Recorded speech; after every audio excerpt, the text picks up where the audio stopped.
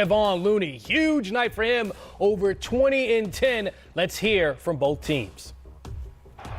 Loon is kind of everybody's favorite guy. He's so respected in the locker room.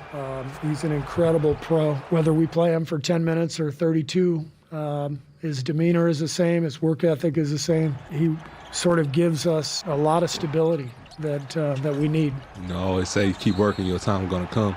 Steve always talk about you're going to always get an opportunity. Definitely playing on this team, and you got to take full advantage of it. It's been the thing for our whole team throughout my whole time being here.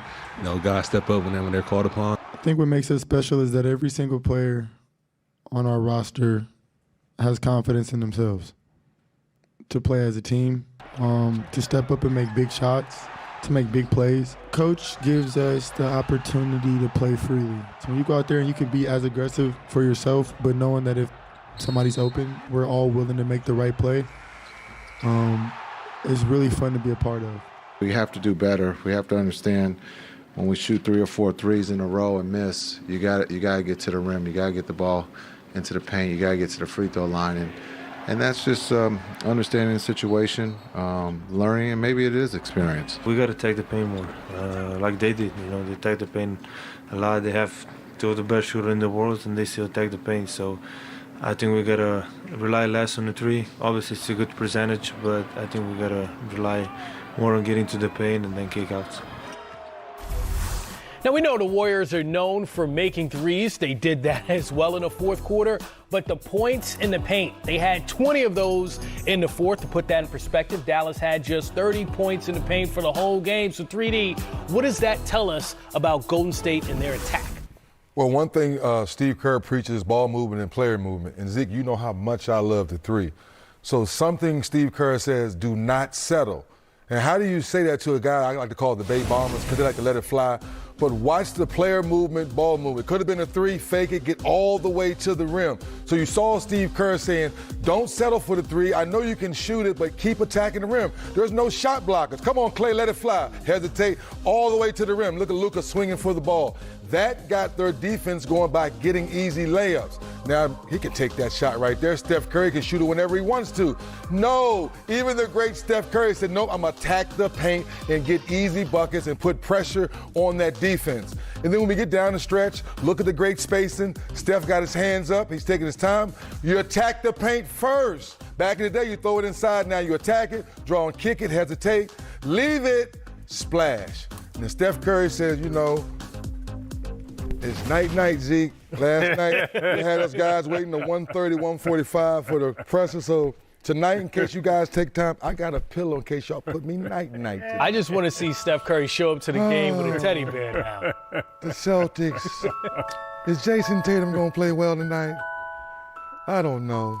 I just hope it's a good game.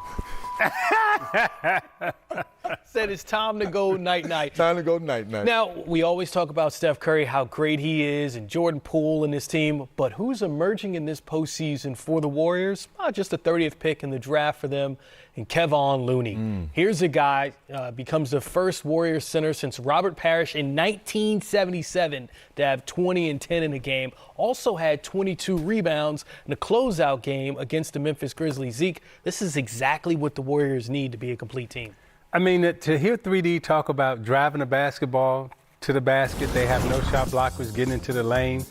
You know, I know people don't want to hear this, but that's called old school basketball. That's right. Like you shoot a high field goal percentage, you go 10 for 14, you grab 12 rebounds in 32 minutes, 21 points. I mean, it is a game that says the closer you are to the basket, the more success you will have. Now, you can do both. And what Golden State has always been great at, 3D, is they give you both. They give you the three-point shot with a variety of, good looks, but now they're giving you the inside play in terms of driving the ball to the basket. And when you got good perimeter play, you got good inside play, that is tough to stop offensively, and that's what Dallas is facing now. The other thing I would say about Dallas, what they did was the Cardinals saying from a point guard's perspective, I'm up 18-20. Now it's a matter of clock management, tempo management. I got to manage the tempo. I got to control the tempo now. I'm not going to let you get back into the game by continuing to play fast up and down, giving you more shot attempts, giving you more ways to read the defense, play together. I'm going to take all that away now because now I got a lead. And when I got a lead, the biggest defender that we have out on the court right now is the clock. I'm going to make you play against the clock by controlling the tempo, and Dallas failed to do that in Game 2 with a big lead. Yeah, and one of the things we can see in the results for this Dallas Mavericks team and how they're constructed under Luka Doncic, he scored 40 or more 7 times in his postseason career. But look at this, Zeke. They're 2-5 in those games when he scores 40 or more. Help me understand, why is this? Basketball's a team game. That means 5 people out on the floor. And what we do in the media and stuff today, we emphasize the one player scoring 40. And we'll lead with, oh, this guy got 40, but they lost, right? And it used to be back in the day, the team that won, that's who you led with.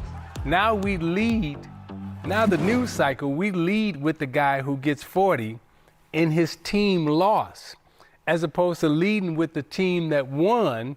So we reward individual stardom, but the game doesn't reward individual stardom. Playoff basketball is about team play, and that's how you win. I just want Luka to give the same effort. Like we like to give on one end of the floor, and you notice that they say two-way players now, because sometimes you're watching that game, he'll have you oohing and ahhing on the offense end, and sometimes he's just going like that on defense. I'm a nitpick, that's it. Yeah, they've been going right at Luka Doncic in this series, and it is obvious that that's where he needs to get that work in. Speaking of getting that work in, we love the children on this show. Deuce Tatum. What up, cuz? Dapping up everybody in the Celtics locker room. Who you don't see here, though, is Grant Williams. Remember we saw that other video where he just leaves Grant alone? Robert Williams gets some love. His dad getting super buckets. Tatum averaging 20. Oh, there it is. Here it comes. Oh, boy.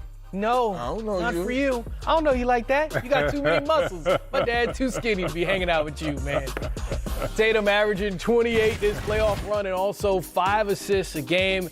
It's time for us to pass the rock to Chris Haynes, who's been covering this series, checking in now from Boston after spending, a week in South Beach. So Kyle Lowry has been out the first 2 games of the series. PJ Tucker injured his knee in Game 2. Both were listed as game time decisions after their warm-ups. They're clearly on the court right now. So what's the latest on their status?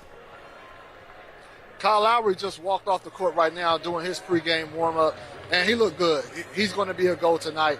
PJ Tucker, I spoke to him this morning, and I'm going to tell you about him. It was looking bad at first initially when he sustained that knee injury in Game 2. He was supposed to get an MRI the next day, but the swelling went down that day, and so they were able to bypass that.